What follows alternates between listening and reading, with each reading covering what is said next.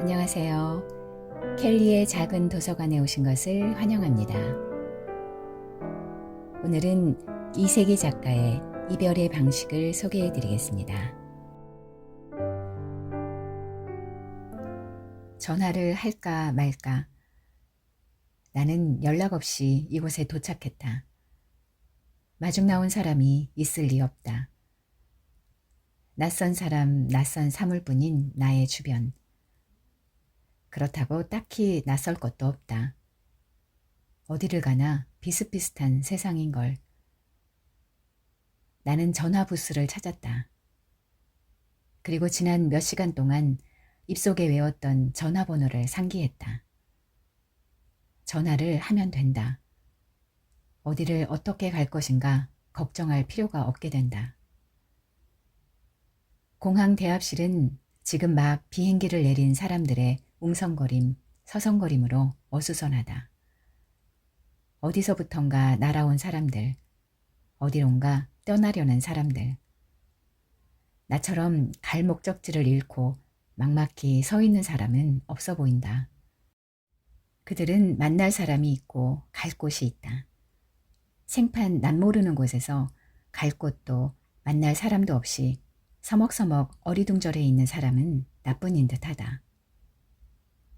주머니 속에서 다임을 꺼냈다. 백을 바닥에 내려놓고 다이얼을 돌렸다.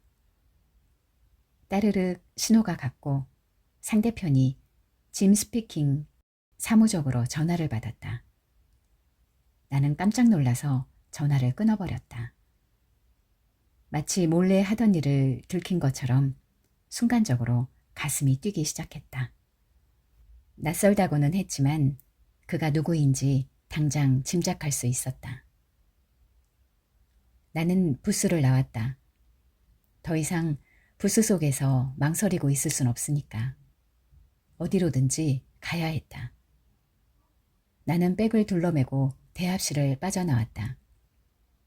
날은 저물어 있었다. 그러나 깜깜한 밤은 아니었다. 오히려 휘황찬란한 불빛들이 대낮처럼 밝았다. 건물 이마에 매달린 전광 선전판이 빠르게 움직이고 있었다.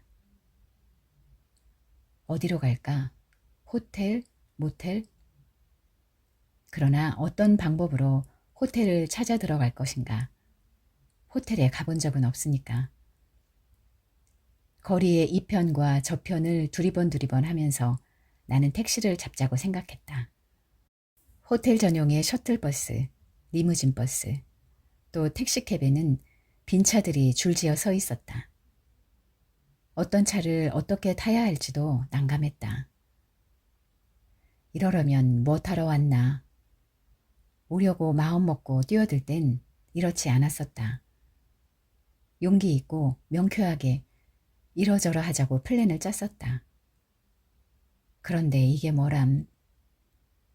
그때 누군가 어깨를 탁 쳤다. 어마? 나도 모르게 소리치며 뒤돌아보았다.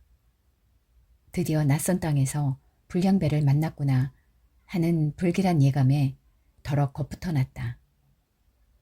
내 어깨를 친 사람은 동양인이었다. 검은 머리, 검은 눈, 평범한 생김이 그랬다. 마중 나온 사람 없어요? 그는 한국말로 물었다. 한눈에 내가 한국 사람임을 알 수 있었던 모양이다. 반가웠으나 바로 대꾸하진 않았다. 그 대신 이자를 찬찬히 훑어보았다. 긴 머리에 푸른 셔츠, 푸른 조끼, 세잔느 그림처럼 보이쉬한 인상이지만 아직 안심할 순 없는 노릇이다. 없어요. 경계심을 버리지 않고 거리를 둔 채 대답했다. 내가 라이드 해드릴까요? 글쎄요. 갈 곳은? 정한 곳이 없다고 하려다가 상대방에게 의심받게 될지도 몰라서 나는 얼른 엘서리토 해버렸다. 엘서리토라면 잘 됐어요. 난 버클리로 가니까. 그는 나의 백을 받았다. 그리고 성큼성큼 앞장서 걸었다. 불량한 사람 같지는 않았다. 고마워요 하면서 나는 그의 뒤를 따랐다. 그는 길가에 세워둔 빨간 차의 문을 열고 백을 뒷좌석에 던졌다. 그리고 옆좌석에 나를 태웠다. 그와 내가 탄 차는 서서히 공항 구내를 빠져나갔다. 마치 그가 나를 마중 나온 격이 돼버렸다. 어디서 왔나요? 그는 차가 안전속도를 유지하자 비로소 힐끔 나를 쳐다봤다. 서울. 서울? 서울인가요? 서울이 집인가요? 나는 그래요, 서울이에요 했다. 워크, 돈 워크의 표지판에 따라 그는 차를 오래 몬 솜씨로 익숙하게 핸들을 꺾었다. 나는 차 속에서 처음 온 도시의 풍경을 내다보았다. 일정하게 늘어선 가로수와 귤빛 가로등, 나지막한 고풍의 건물 앞에는 집집마다 예쁜 차들이 파킹되어 있었다. 낭만적인 인상이었지만 낯설게 보이지는 않았다. 오히려 언젠가 와본 도시처럼 따뜻하고 포근했다. 불빛, 바람, 공기, 그리고 내게 차를 태워준 이 사람도. 엘서리토엔 누가 친구, 왠지 친구라고 대답했다. 어떤? 보이프렌드? 메일프렌드? 저스트 프렌드. 남자친구든 여자친구든 아무래도 상관없다. 나는 처음 보는 그에게 아버지를 만나러 왔다고는 말하고 싶진 않았다. 처음 보는 사람이어서가 아니라 아버지의 이야기를 하고 싶지 않았던 것이다. 짐 스피킹. 그건 아버지의 목소리다. 약간 허스키하면서도 반향이 강했다. 10년 만에 들어보는 목소리. 벌써 10년이 됐구나. 내가 고1 때니까. 그해 가을 아버지는 미국에 건너갔다. 1년간의 출장이었는데 다음 해까지 그는 돌아오지 않았다. 오는 대신 결혼한다는 편지, 결혼했다는 편지에 이어 빨간 머리에 눈이 푸른 미국 여자와 찍은 사진 한 장을 보내왔다. 친구는 미국 사람? 남자는 역시 물었다. 나는 또 머리만 끄덕였다. 지금의 내 기분은 착잡하거나 미묘할 것도 없었다. 무의미한 흐느낌이 가슴 부분에 넘쳐 있을 뿐 나도 나의 기분을 짐작할 수가 없었다. 차는 세차게 한참을 달려나갔다. 이곳은 처음인가요? 거리 예쁘지요? 그 남자는 싱긋 웃으면서 엉덩이를 조금 들고 백미러를 보고 있었다. 휘딱휘딱 뒤돌아보다가 갑자기 엑셀레이터를 거세게 밟았다. 윙 하고 차는 속도를 가했다. 프리웨이니까요. 달리지 않으면 죽어요. 죽어요란 그의 말에 쿠득 웃음이 났다. 그의 죽는다는 말 속엔 색다른 뉘앙스가 담겨 있었다. 비장하고 심각할 필요가 전혀 없는 스피디한 속도의 감각뿐이었다. 달리지 않으면 죽어요처럼 그의 사는 방식도 그럴 것 같아 보였다. 난 여기서 10년째입니다. 내 나이 또래의 이 남자. 10년 전이면 나처럼 16살. 쬐그만 소년을 청년으로 만들어 놓았고 빡빡 깎았던 머리를 장발로, 그리고 한국인의 티를 벗은 이국적인 구석을 갖추게 했구나. 그가 또박또박 변하지 않은 말씨를 쓰는 것만이 다만 신기했다. 다시 아버지 생각이 났다. 그 당시 아버지는 소년도 아니었고 40이 넘은 어른이었으니까 말씨 같은 건 변했을 리 없다. 미국 여자와 살긴 하지만 10년 정도면 이 남자처럼 옷차림이나 생활 습관이 다소 달라졌을지 모른다. 아버지가 보낸 사진 속의 그는 정말 변한 바가 없다. 변했다면 전에 없이 은빛 테에 로젠스톡을 쓴 것뿐이다. 그 곁에 빨갛고 파랗게 생긴 사치스러운 여자가 서 있기 때문에 그 사진이 더욱 낯설게만 느껴졌다. 너희 엄마다. 평생 엄마라곤 가져본 적 없는 내게 생긴 최초의 엄마. 머리서부터 발끝까지 닮은 데라곤 전혀 찾아볼 수 없는 외국인일 뿐이다. 사진을 프레임해서 책상 위에 올려놓고 낯을 익히려 했으나 역시 카트리느 드네브보다 더 먼 얼굴이다. 영화배우가 아무리 낯익은들 평생 모를 수밖에 없는 것처럼 그녀는 사진 속에서 웃고 있는 한 장의 그림이다. 아빠 부인 메리 씨는 아름다운 분이에요. 좋아, 좋은 얼굴이야. 마치 햇빛을 보는 것 같아. 세련된 그의 표정은 사람을 가까이 하지 않게 하는 한 겹 막이 드리워져 있었다. 그녀 곁에 서 있기 때문에 내 눈엔 아버지 얼굴조차 차츰 생소해 갔다. 처음 오는 사람 마중도 안 나오고 이곳 생활은 사람을 닳게 해요. 바쁘고 바쁘니까요. 쫓기고 쫓기니까요. 생활에 쫓기고 메마른 인정에 치이게 해요. 뭐랄까 겨를이 없어요. 누가 묻지도 않는데 남자는 마중 나오지 않은 사람을 두둔하듯 그리고 자신을 간접적으로 설명이나 하듯 그랬다. 나는 웃었다. 연락을 안 했어요. 그들은 내가 오는 줄 모르고 있어요. 전화는? 전화는 이 말엔 선뜻 대답하지 못했다. 전화번호를 몰라요. 우물쭈물 얼버무리려니까 그는 주소는 이리 주세요. 지도를 보고 찾아줄 테니까 했다. 나는 속으로 혀를 찼다. 달갑잖은 노릇이다.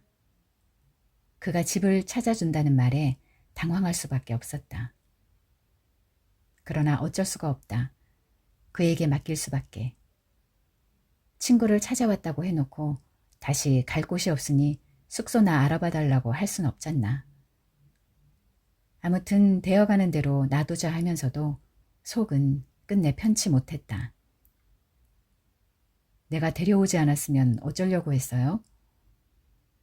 그는 나의 조금 난감해진 표정을 눈치챘는지 그렇게 물었다.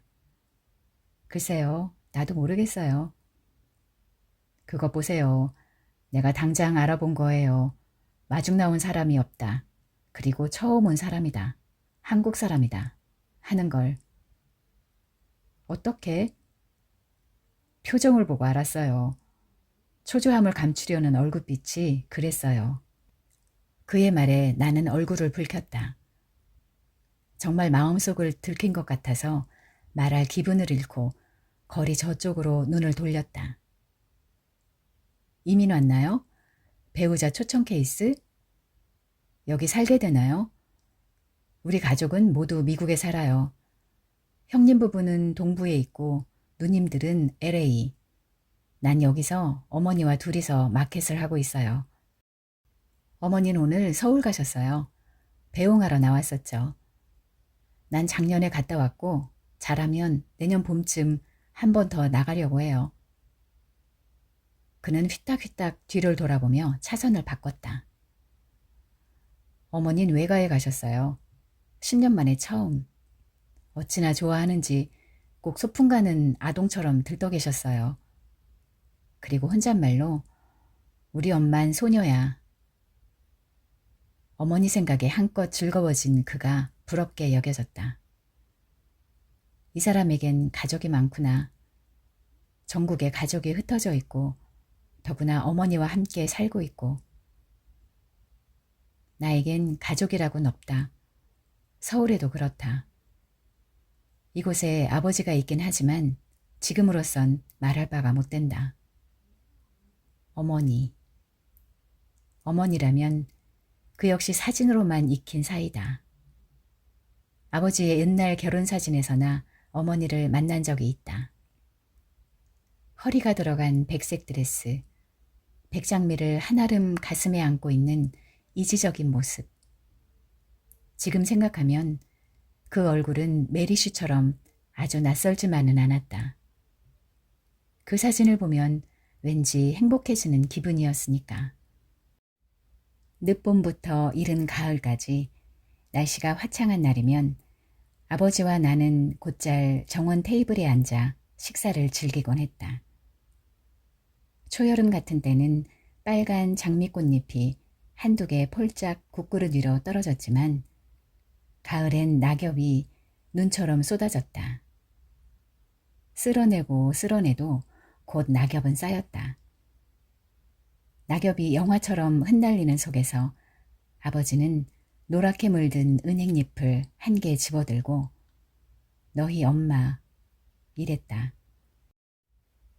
아버지하고 연애할 때 그때 아빤 일리노이에 유학하고 있었지. 이때쯤 학교길은 낙엽에 푹푹 쌓여서 발목을 덮을 정도였어. 길을 걷는 동안 접시만큼 커다란 낙엽들이 어깨에 머리에 펄렁펄렁 내려앉는 거야. 노스텔지어에 젖어 한없이 우울해지곤 했지. 음악을 들을 수 있는 드럭스토어로 가서 주크박스에 동전을 넣고 음악을 들어요. 애인과 함께 듣던 노래. 노래가 흘러나오면 서울에 두고 온 애인 생각에 테이블에 엎드려서 편지를 쓰곤 했지. 이 얘기는 봄, 여름, 가을, 겨울마다 언제나 비슷하다. 눈이 오거나 비가 올 때도 마찬가지다.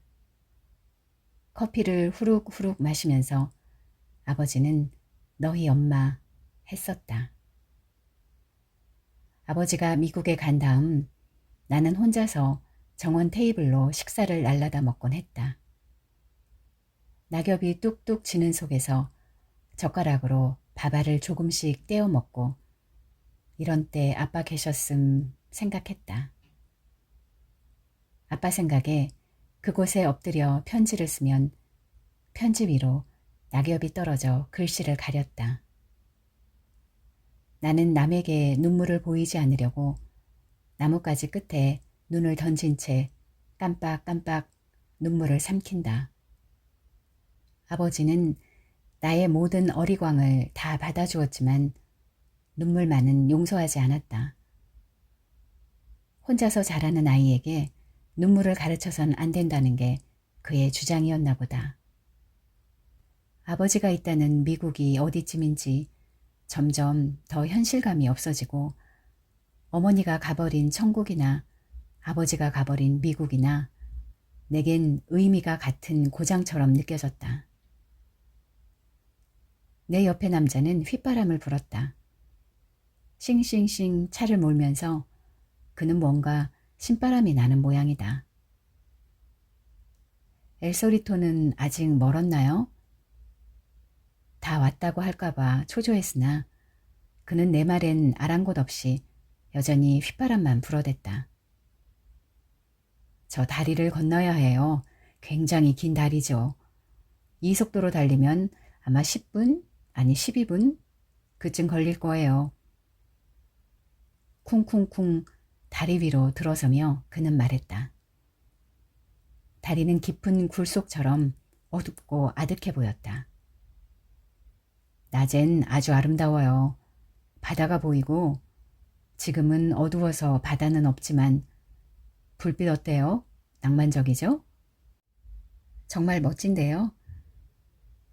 나의 감탄에 한층 신이 난 그는 얼마나 아름다운지 헤어지려던 연인들이 이곳에 오면 또다시 사랑하게 된다는 바로 그 베이브리지예요. 자랑스럽게 뻐겼다. 여기서 엘소리터는 20분 내지 30분 더 가야 해요. 나는 짐짓 안심이 되었지만 그렇게 먼가요? 했다. 멀긴 그건 보통이에요. 이곳 사람들은 차로 1시간쯤의 거리를 출퇴근하니까요. 어쨌든 나는 서서히 불안해지기 시작했다. 그들을 만나게 되는 게 열적기만 해서다. 아무래도 잘못하는 일이나 아닐지. 이게 뭐람. 아버지가 다시 원망스러워졌다. 차라리 서울에서 결혼을 했다면 좋았을 걸 그랬다. 결혼은 중요한 것이라는데 왜 딸과 충분한 의논 한마디 없었는지. 더군다나 외국 여자와. 그 여자는 어떻게 만났고 어떻게 친해졌을까? 남과 남이 어떻게 쉽게 친해지나? 도저히 납득이 되지 않는다. 형제나 가족 없이 처음부터 혼자서 자란 내게 있어서 남과 남은 남이기 때문에 쉽게 가까워질 수 없었다. 혼자서 자란 것과는 상관없다.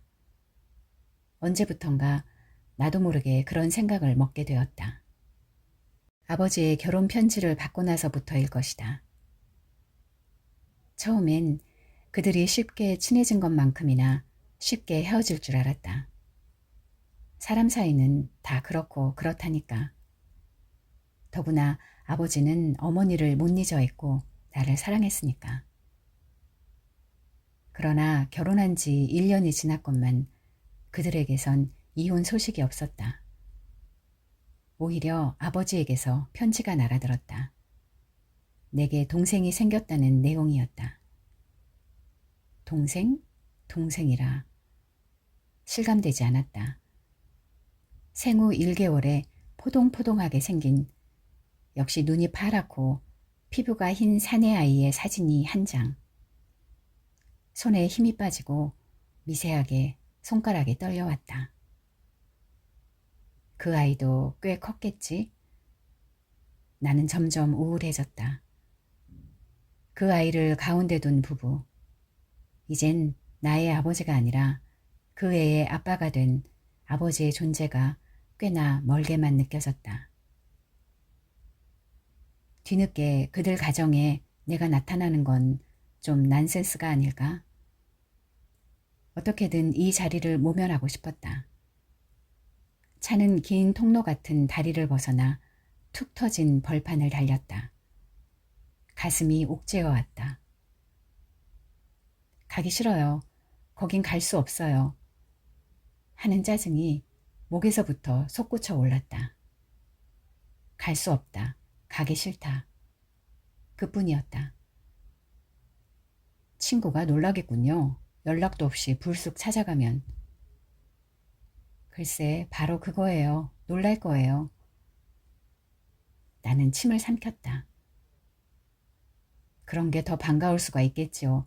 생각지도 않은 사람을 만나면 더 반가워지는 게 아니겠어요? 하긴 그럴지도 몰라. 아버지는 내게 해마다 초청장을 보내왔으니까. 이곳에 크리스마스를 보여주고 싶구나. 뉴 이어를 함께 보내자. 또는 우리의 결혼기념일에 너를 초대한다. 그는 커브를 꺾으면서 주소를 달라고 했다. 나는 가방을 뒤져 항공엽서 한 장을 꺼냈다. 그리고 내키진 않았으나 그에게 겉봉에 적힌 주소를 건네주었다. 아버지의 이름은 제임스 한, 미국 사람인 줄 알겠지. 이제 얼마 남지 않았어요. 2블록만 가면 됩니다. 그는 시내 지도를 손가락으로 짚어 보였다. 아버지를 만난다. 가슴이 뛰었다. 이 남자 때문에 만날까 말까 망설이던 아버지를 만나게 된다. 실은 아버지가 보낸 초청장을 갖고 그를 만나러 왔으면서 나는 처음부터 딴청만 했다. 만나면 기쁠까 반가워할까? 아버지와 그의 가족들이 어떤 얼굴로 나를 대할지 만나고 나서 생각하자 하면서도 나의 마음은 걷잡을 수 없이 설레었다. 몇 년 전에 진작 만났어야 했다. 우리는 너무 오랫동안 만나지 못했다. 그 오랜 세월이 그와 나를 타인화시켰던 것 같다. 그래서 내 감정은 빡빡하고 여유가 없어졌나 보다. 라디오에서 닐 다이아몬드의 비. 무엇인가 기대어 울고 싶고 나를 설명하고 싶다. 솔직하게 말하라고 한다면 아버지가 얼마나 보고 싶은지. 나는 아버지 때문에 결혼 같은 건 생각해 본 적 없다. 한데 아버진 결혼했다. 커다란 딸까지 둔 남자가 그 나이에 쉽게 결혼하리라고는 생각하지 못했다.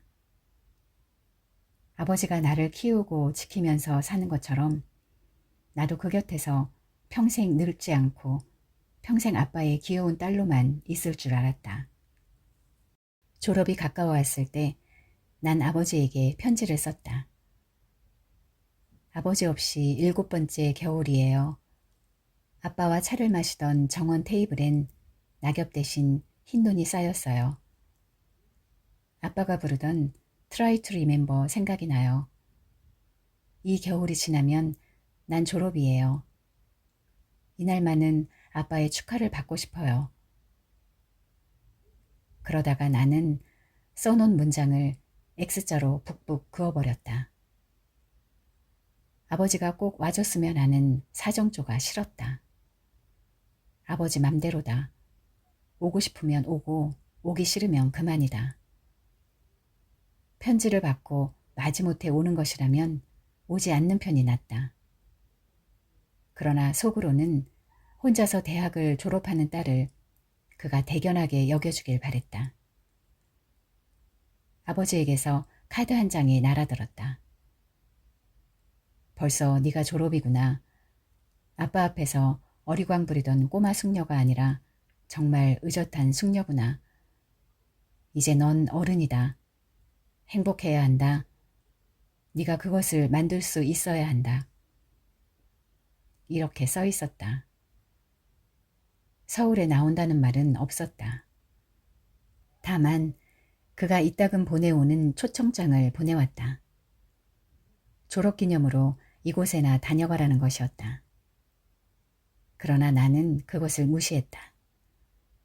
내가 먼저 그들을 만나러 가는 건 자존심이 몹시 상하는 일이었기 때문이다. 나는 졸업식 날 학교에 가지 않았다. 언제나 혼자였지만 남들이 모두 축하하고 축하받는 마당에서 쭈뼛쭈뼛 한 옆에 축 처져 있는 모습을 남에게 보이기가 싫었다.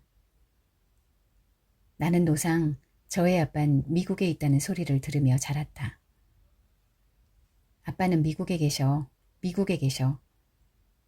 마치 이미 죽고 이 세상에 없는 사람을 있는 채 꾸민 것처럼 내게 있어서 아버지의 모습은 언제나 추상적인 존재였다. 전에도 나는 설날, 추석, 크리스마스와 생일이 돌아오면 혹시 하고 아버지를 기다렸다. 그때마다 아버지는 코트와 인형, 책 같은 걸 보내왔다. 나의 사랑하는 딸아 하는 카드와 함께. 아버지와 나를 연결해주는 건 우표 딱지뿐이다. 우표가 없었다면 어떻게 됐을까? 우표만 더덕더덕 붙인다면 천국에선들 편지가 못 날아올까? 편지 선물 따위란 달갑지 않았다. 아버지의 면목이나 세워주는 그런 것들은 모두가 형식일 뿐이다. 그까지 나빠. 유리구슬처럼 단단히 간직되어 있던 아빠에 대한 그리움이 산산조각이 났고 깨어진 조각들은 가슴 한복판에 아무렇게나 흩어져 버렸다. 그때부터 그를 남처럼 서먹서먹하게 여기기 시작했다. 진실로 그리워할 수도 없었고 그립지도 않았다. 이 세상에서 가장 무서운 것이 의례적인 정임을 알았다. 그의 돈으로 학교를 다닌 사실이 여간 수치스럽지 않았다. 할 수만 있다면 그에게서 받은 모든 것을 갚아주고 그리고 그에게서 태어난 것조차 물리고 싶었다. 멀쩡하게 남을 고아로 살게 하려면 못하러 애 낳아놨어요? 왜 남을 슬프고 초라하게 만들어요? 무슨 권리로? 밥 먹여주고 공부시켜주니 감사하게 여기라는 건가요? 누가 그러랬어요? 누가 원했나요? 아무도 원치 않았어요. 항의하고 싶었다. 취직을 하자 나는 그에게 편지를 썼다. 전처럼 아빠 대신 아버지라고 썼다. 될수록 아버지란 호칭도 피했다. 난 한 달에 10만 원 이상 벌게 됐어요. 생활비를 붙여주지 않아도 좋아요. 전 독립할 나이예요. 이제 내 걱정 하지 마세요. 그동안 고마웠어요. 신세를 많이 진 집주인 어른에게 하듯이 그렇게 써서 붙였다. 절규장을 띄운 것 같아서 그제야 기분이 홀가분해졌다. 역시 그는 놀랐는지 너를 돕고 너에게 신경을 쓰는 건 의무 때문이 아니란다. 사랑 때문이다. 넌 언제나 나의 귀여운 딸이고 또 메리 씨도 그걸 이해하고 있다고 했다. 역겨웠다. 그 후엔 미국에서 일방적으로 편지가 날아들었다. 부활절을 함께 보내자 또는 이번 여름 산타바바라 마이애미는 어떠니? 라고. 나는 물론 답장을 보내지 않았다. 여깁니다. 어두운 수목 사이의 한 저택 앞에서 차는 파킹했다. 내가 알아보고 올게요. 남자는 차문을 쾅 닫고 집 쪽을 향해 걸어갔다. 좀 전처럼 복잡한 감정은 아니었다. 오히려 차고 냉담해지는 기분이었다. 남자가 벨을 누르자 환한 불빛과 함께 문이 열렸다. 7, 8미터 저쪽에 나타난 사람. 불빛 때문에 온통 거무스레한 모습이었으나 그는 분명 아버지였다. 남자는 뭐라고 손짓하며 내가 탄 차를 가리켰고 그는 놀란 몸짓으로 뛰어나오고 있었다. 내 앞에 선 아버지의 얼굴을 똑바로 올려다보았다. 머리칼이 희끗희끗한 게 조금 늙어 보였다. 어떻게 이렇게 갑자기 왔니? 연락을 했으면 내가 데리러 나갈 걸. 그는 나의 방문이 전혀 의외인 듯 놀라고 놀랐다. 나의 어깨를 감싸면서 많이 컸구나. 정말 어른이 됐구나. 하고 감탄하기도 했다. 그의 제스처는 미국 사람이 손님을 맞아들일 때 그런 폼이었다. 걱정했던과는 달리 어쨌든 그는 나의 방문을 환영하는 빛이었다. 뒤미쳐 나온 그래 그녀는 메리쉬였다. 사진에서 본 붉은 머리, 푸른 눈의 그녀는 익숙하게 나의 손을 잡으며 하이 했다. 나도 그녀의 손을 가볍게 마주쥐었다. 이 사람이 나의 엄마라? 별로 그런 실감은 일지 않았다. 나보다 10살쯤밖에 더 먹어 보이지 않는 젊은 여자였으나 침착하고 우아했다. 설치거나 호들갑스럽지 않은 그의 태도가 좋았다. 우리는 늘 만나던 사이처럼 친숙하게 대면한 것이다. 찰리는 장군 할아버지 집에 갔다. 호놀룰루에 가 있지. 그 애가 있었으면 더 좋았을 것을. 그 앤 널 보고 싶어 한단다. 아버지는 자랑스럽게 말했다. 그리고 나와 메리 씨의 등을 두들기며 좋아, 됐어. 밑도 끝도 없는 말을 중얼거렸다. 그럼 난 가보겠습니다. 이제까지 우리를 지켜보던 나를 바래다 준 남자가 말했다. 아참, 이 친구는 누구? 아는 사이냐? 아니, 오늘 처음 만났습니다. 내 대신 그가 대답했다. 그는 호기심에 가득 찬 눈초리로 아버지, 나, 메리 씨의 표정을 살폈다. 친구를 만난다더니 그들이 정말 친구냐 뭐냐 하는 의문이 그 속에 담겨 있었다. 커피 함께 하십시다. 아버지가 권했으나 그는 거절했다. 난 마켓 때문에 가봐야 해요. 여긴 아주 리치타운이군요. 나중에 놀러 오죠. 그리고 나에게 손을 내밀면서 참, 내 이름은 샘이에요. 여기서 머물게 되나요? 했다. 나는 글쎄 나도 잘 몰라요 하는 뜻으로 눈만 깜빡거렸다. 그는 잠시 나를 지켜보다가 다음 주말에 올게요. 오늘 만나서 반가웠어요. 했다. 그리고 그의 차를 타고 곧 어둠을 뚫고 사라져갔다.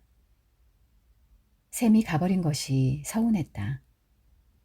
어디에 사는 누군지 확실히 알고 싶었으나 이미 그럴 수는 없는 노릇이었다. 아버지의 집에서의 일주일. 격자 문양을 넣어 짠 배처럼 그곳에서의 생활은 거칠게 흘러갔다. 전혀 예상치 못했던 일들이 양상을 드러내기 시작한 것이다. 아버진 아침 7시 반에 출근. 찰리도 없는 드넓은 집안에 메리 씨와 나만이 남는다. 이틀이 채 못 되어서 나는 왠지 아버지가 집에 없을 때가 나의 마음을 더 편케 한다는 사실을 알았다. 그는 하오 5시에서 5분 이상 지체하지 않고 귀가 시간을 지켰다. 그리고 현관에 들어서면서 드높은 목소리로 스윗핫, 스윗핫 메리 씨를 찾았다. 메리 씨가 그에게 달려가면 그들은 정답게 앉고 오래오래 저녁 인사를 나누었다. 내가 그 곁에 있거나 말거나 아버지는 아랑곳 없이 메리 씨의 어깨를 감싸 안은 채 식당으로 가버린다. 키친 쪽에서 웃는 소리, 또 워플 굽는 냄새가 풍겨오고 아버지는 여전히 스윗핫 스윗핫 하면서 그날 일어난 일을 그녀에게 보고하기에 바빴다. 서울에서 그의 행복에 겨운 많은 편지를 받을 때보다 더 차가운 섭섭함이 전신에 끼쳐졌다. 식탁을 차리면서 그제야 거실에다 대고 밥 먹자 소리쳤다. 그뿐이었다. 내게 하루 종일 하는 말은 밥 먹자, 잘 자라다. 오늘은 뭘 했니? 메리 씨와 좀 친해졌니? 쇼핑센터에 구경 갔었니? 따윈 묻지 않았다. 식탁 앞에 가 앉으면 그는 기도를 했고 에이맨과 함께 포크를 든다. 접시에 차려진 베이컨, 달걀, 파파야 반개, 커피, 버터와 시럽을 잔뜩 친 워플. 한 귀퉁이만 살짝 떼어 먹어도 달치고 목에 역했다. 이럴 때 아버지가 나에게 하는 말, 메리 씨 때문에 늘 영어밖에 쓰지 않는 그가 이때만은 남기면 실례야. 재빨리 한국말로 말한다.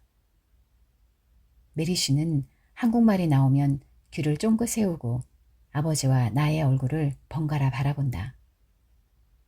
상당히 교양 있는 채 하는 그녀지만 한국말 사용에는 거의 신경질적이었다. 아버지는 싱긋 웃고 원더풀, 아주 워플이 맛있다는 듯 그녀의 비유를 맞추기에 급급하다. 원더포, 원더포 하는 아버지의 미국식 발음이 귀에 거슬렸고 거의는 불쌍해 보였다. 실례이거나 말거나 나는 입을 닫고 식탁 앞에서 물러나 버린다.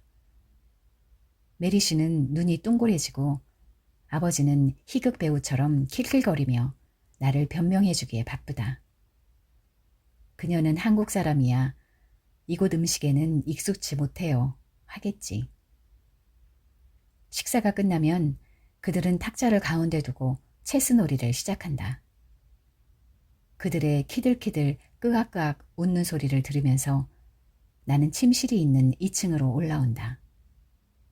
아버지의 그런 꼴 때문인지 나 때문인지 모를 슬픔이 미어질 듯 가슴에 복받친다.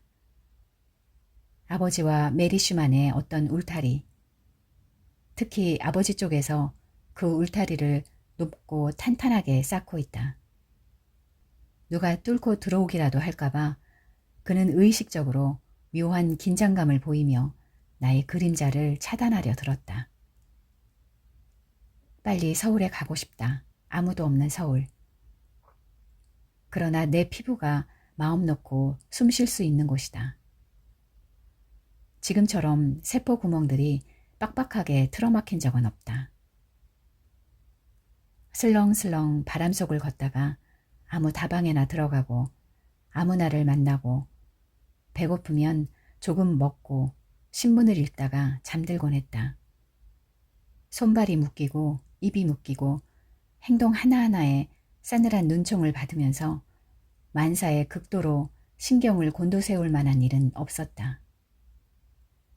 발을 뻗고 길게 누워서 여러 가지를 생각해보고 싶다. 내가 잘한 일인지 굳이 이곳까지 뛰어와서 냉대받는 자신을 확인한 것이 과연 옳은 일인지, 왜 내가 메리씨보다 아버지를 더 불편하게 여겨야 하는 것일까? 그가 출근하고 메리씨와 남아서 식사를 할 땐 오히려 자유를 느낀다. 그러나 저녁 시간 아버지가 돌아오면 보이지 않는 구속이 매섭게 나를 휘감는다. 손놀림, 입놀림, 메리씨가 묻는 어떤 질문에 대한 대답에도 그는 포크 소리를 낸다든가 커피를 소리내어 마시는 것으로 은근히 압력을 가하고 있다. 충분히 너 좋을 대로, 너 하고 싶은 대로 말해선 안 된다는 시위였다. 아버지 집에서의 8일째. 그날은 주말이었다. 미리 말하진 않았으나 나는 다음 날쯤 떠날 작정이었다. 비행기 예약을 해야겠어요. 직장 때문에 오래 머물 수가 없군요. 그동안 즐거웠어요. 이렇게 말해야겠다. 삐졌거나 마음 상한 티를 보여서는 안 된다. 이왕 떠나는 마당에 서로가 부담을 가질 필요는 없다. 나는 어차피 서울에서 살 사람이고 그들은 이곳에 살 사람이다. 내가 오지 않았던 셈치고 조용히 떠나주자. 사실 그들에겐 그들의 세상이 있는 것이고 나는 나대로다. 20살이 넘은 커다란 여자애가 유치하게 아버지니 뭐니 해서 혈연관계를 저울질하려 드는 건 우습다. 왜 낳아놨느냐고 항의하겠다고 했지만 그런 억지는 뭔가. 세상에 태어난 이상 나는 나이고 그들은 그들이다. 아버지이기 때문에, 딸이기 때문에 무엇을 어쩌자는 건가. 태어났을 뿐이고 낳았을 뿐이다. 그 다음엔 각자의 세계가 따로따로 있는 거다. 치근덕스럽게 남에게 매달리려던 내가 치사하다. 이럴 수 있나요란 얼마나 구차한 강요냐. 우습다. 우습다. 치사해져선 안 되겠다. 아빠 잘못은 없다. 그로선 당연하다. 입장을 바꿔놓고 생각해봐도 그렇다. 양상은 틀리나 비슷한 얘기가 됐을 것이다. 밝은 표정을 한 채 아래층으로 내려갔다. 웬일인지 아버지 혼자 식탁을 차리고 있었다. 그는 나를 보자 이제 해방이다. 메리 씨는 하와이에 갔다. 찰리를 데리고 모레나 글피 온다. 고 했다. 새벽에 그녀를 공항까지 바래다주고 왔다면서 그는 콧노래를 불렀다. 그가 잘 부르던 노래. 눈물이 찔끔 났다. 그는 처음으로 10년 전에 나의 아버지의 모습을 보여주고 있다. 그동안 불편했지? 자, 아빠가 만든 로스트 비프, 스튜도 내 솜씨다. 밤엔 하이아트에 가자. 늙은 악사들이 켜는 러브스토리를 들려주지. 이랬다. 그가 갑자기 친절해지자 나는 오히려 의아해졌다.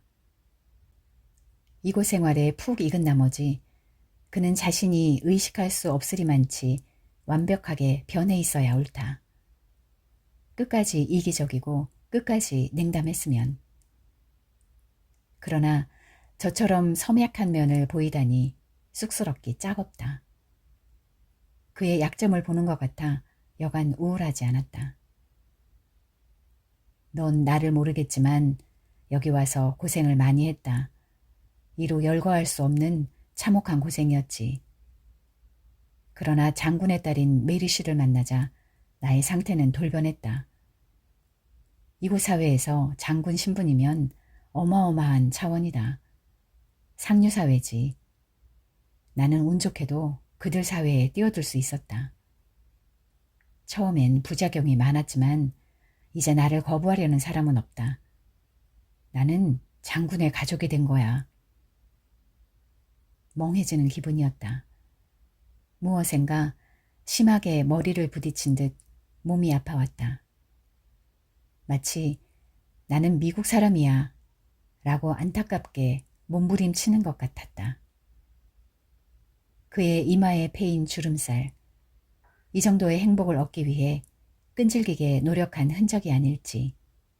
그가 치근했다. 그러나 치밀어 오르는 불쾌감, 울분, 경멸. 아니, 이러지 말자. 나는 세차게 머리를 흔들었다. 사실 나의 무엇으로 그를 경멸할 수 있단 말인가. 아빠를 이해할 수 있어요. 섭섭한 감정을 씻고 부드럽게 말했다. 그는 나의 반응에 한층 용기를 얻은 듯 이루 말할 수 없는 고생이었어. 어리석은 고생이었지. 그런 식의 고생은 하고 싶지 않아. 단호히 잘라 말했다. 메리 씨는 명문의 딸이야. 그녀와 결혼하느냐 못하느냐에 내 운명이 달려 있었다. 그녀를 놓칠 순 없었지. 그녀는 내게 마지막 찬스였으니까. 기도하고 기도했다. 하나님, 그녀를 제게 주십시오. 저도 행복해질 권리가 있습니다. 모든 사람이 누리는 저 부와 지위, 사랑을 제게 베풀어 주시면 무슨 일이라도 하겠습니다. 저를 외면하지 마십시오. 나는 너 하나만 키우며 살았다. 처음엔 그것이 내가 사는 기쁨의 전부인가 했는데 그렇지 않았다. 이 세상엔 보다 좋은 행복이 얼마든지 있었던 거야. 그의 가슴팍에서 금빛 목걸이가 차갑게 빛났다. 그가 뿜어낸 흰 담배 연기가 사방으로 흩어져 날았다. 그의 몸짓도 조금 흐트러져 있었다. 정말 그는 20여 년 전에 아내를 잃고 2살짜리 딸을 키우며 혼자 외롭게 살았었다. 16살. 그 나이면 다 키워놓은 거다. 더구나 외지에 나와 어렵게 살면서도 다달이 생활비를 붙여왔다. 나로부터 해방되고 싶다고 했지만 그는 끝내 나에게 얽매여 있었다. 그가 나에게 미안할 일은 없다. 더 행복할 권리가 있을 뿐이다. 행복하셔야 해요. 메리 씨를 아껴주시고. 난 아빠가 행복하신 게 너무 좋아요. 빈틈없이 흠간대 없이 행복하시길 빌게요. 아빠는 그러셔야 해요. 나는 진정으로 말했다. 그러나 그는 얼굴빛이 확 달라지면서 더 행복해지라고? 따지듯이 덤볐다. 더 행복하라니? 무슨 뜻이지? 난 지금 행복하다. 빈틈없이 행복하란 말은 무슨 의미지? 그는 자리에서 벌떡 일어났다. 그의 파란 눈길이 사납게 나를 쏘았다. 눈끝이 파르르 떨리고 있었다. 내 행복을 건드리는 자 가만 놔두지 않을 테다. 나를 침략자 취급했다. 내 행복을 누가 뭐래? 누가 다쳐? 복권에 당첨된 사람이 패스포트에 복권을 감춰놓고도 바람에 날아갈까 전전긍긍하는 심보다. 난 행복해. 행복해. 평생을 두고 다시 얻을 수 없는 행복이야. 왜 어디가 어때서 더 행복하라는 거냐? 흠간대 없이 행복하라고? 어디에 어떤 흠이 있기에? 두 팔을 활짝 펴고 그는 드넓은 실내를 휘둘러 보았다. 크리스털 샹드리에와 벽에 걸린 명화들, 코너마다 놓인 비단 등갓, 자작나무 테이블, 이조 용장, 금마차 위에 장식된 조각이 화려한 술병들, 유리벽 밖엔 팜나무숲. 왜 어디가 어때서? 행복이란 크리스털 샹드리에가 아닌가 하는 투다. 어이가 없었다. 나는 그에게 불행해지라고 악담한 입장이 돼버렸다. 마음을 여는 상대방에게 왜 마음을 여느냐고 따귀를 때리는 격이었다. 아니면 난 행복하다. 거저 얻은 행복이 아니란 말이다. 사랑하는 아내, 아들, 재산, 이곳의 모든 생활에 만족한다. 왜 호라비 신세로 끝끝내 네게 얽매여서 꾸벅꾸벅 나를 희생했어야만 네 속이 편했겠느냐? 하고 윽박지르는 격이었다. 그의 얼굴은 이미 나의 아버지 얼굴이 아니라 미국에서 성공한 짐의 얼굴로 화해 있었다. 왈칵 눈물이 쏟아질 듯 섭섭했지만 울진 않았다. 그가 이럴 줄 알았었다. 공항에 내렸을 때, 아니 그 이전, 미국에 출장 가서 돌아오지 않고 그곳에서 결혼을 한다고 통고해 왔을 때부터 그는 이미 딴 사람이 돼버린 것이다. 그와 나는 더 이상 아무런 상관도 없다. 어머니가 죽지 않았어도 마찬가지다. 아버지에겐 아버지의 세계가 있고 나에겐 나의 세계가 있다. 사람과 사람과의 관계를 어떤 끈으로 굳이 구성하고 연결할 건 뭔가. 더구나 그와 나 사이에 흐른 10년이란 시간은 우리 사이를 완벽하게 갈라놓고 있다. 시간이 오를수록 사람 사이는 변질되게 마련이 아닌가? 너와 내가 남이 되어버린 과정, 그것도 너무나 미묘한 나머지 그 사유들을 낱낱이 늘어놓을 수가 없게 된다. 10년은 결코 짧은 세월이 아닌 것이다. 2층에 올라오자 나는 짐을 쌌다. 떠나자. 그와는 끝났다. 나는 그것을 알고 있었다.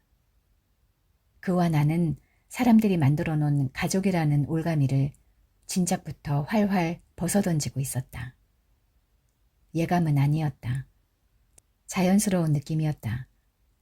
그 느낌을 나는 잔혹한 취미로 확인하고 즐기고 싶었는지도 모른다. Sweetheart, when do you plan to return? 그의 전화 소리를 들으며 나는 웃음이 피식 났다. 드높은 목소리에 애조가 깃들여 있었다. 그는 미국 시민이다. 샘이 오자 나는 말했다. 나 좀 바래다 줘요. 어디로? 공항. 샘은 영문을 모른 채 나의 백을 받아들었다. 무슨 일이에요? 그냥 가요. 빨리. 뒤돌아보지 말고. 나는 도망치듯 그 집을 나와버렸다. 그때까지도 그는 그의 스윗핫의 전화에만 매달려 있었다. 밖으로 나오자 향기롭고 시원한 바람. 샘은 뒷좌석에 백을 던지고 나를 태웠다. 샘과 내가 탄 차는 이른바 아버지의 리치타운을 서서히 빠져나갔다. 그와 싸웠나요? 나는 대답하지 않았다. 내 귀엔 온통 스윗핫과 첼스를 때리는 소리, 아스팔트에 가득 깔린 햇빛에 눈이 부셨다.